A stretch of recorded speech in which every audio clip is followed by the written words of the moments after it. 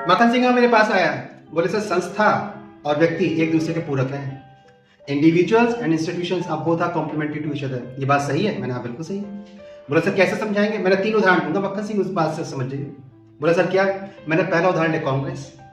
अगर कांग्रेस में से गांधी और नेहरू परिवार को बाहर निकाल दिया जाए, मैं गांधी जी की बात कर रहा हूं, गांधी और नेहरू परिवार को बाहर निकाल दिया जाए तो कांग्रेस में देख टॉप वर्ल्ड लीडर्स रह चुके थे जो नेशनलिस्ट में करेक्टर थे। लेकिन आज की स्थिति देख ले, जो कांग्रेस का प्रेसिडेंट है उसके लिए हाई कमांड सोनिया गांधी और राहुल गांधी है, और जो हाई कमांड की पोजीशन में है वो कांग्रेस का प्रेसिडेंट नहीं है, और डिसीजन कांग्रेस से इतर राहुल गांधी लेते हैं, और राहुल गांधी 95 चुनाव हार चुके हैं। आज कांग्रेस की स्थिति देख ले।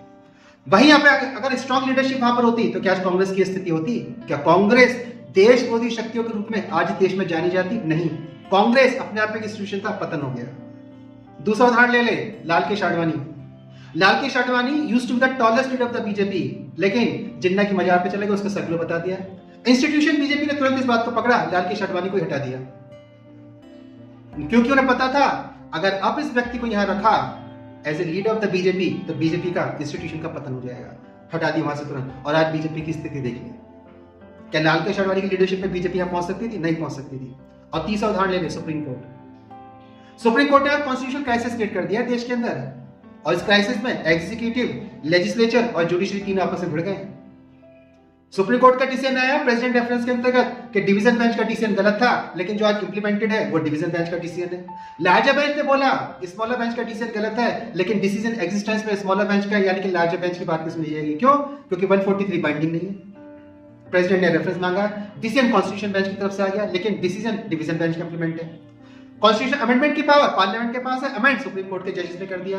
यानी कि कुछ जजेस अपना मंतव्य सुप्रीम कोर्ट की शैडो में चला रहे थे, और ऐसे धीमे धीमे देश की जनता के अंतर्गत सुप्रीम कोर्ट की छवि धूमिल हो जाती है, जबकि गलत एक्ट कोई व्यक्ति कर रहा था। और ये केवल एक ऐसी न्यायपालिका है पूरे विश्व में जो अपनी नियुक्ति अपने आप ही कर लेती है, और वही न्यायपालिका है जो पूरे देश को नैतिकता का पाठ पढ़ाती है।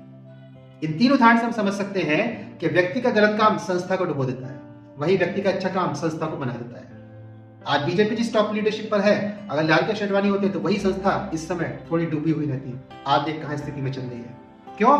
क्योंकि संस्थाएं और व्यक्ति एक दूसरे के पूरक हैं, और दोनों एक दूसरे का अच्छे तरीके से चयन करते हैं। जब चयन करेंगे तभी दोनों एक दूसरे फलीभूत होते हैं। इस 3 उदाहरण के माध्यम से हम समझ सकते हैं कि व्यक्ति और संस्था, institution and individual are complementary to each other. तो मक्खन सिंह कुछ और बोलेगा? बोले हाँ सर, बोल देता हूँ। चैनल को सब्सक्राइब कर लीजिए, वीडियोस को लाइक कर लीजिए, और सबकी वेबसाइट को विजिट कीजिए।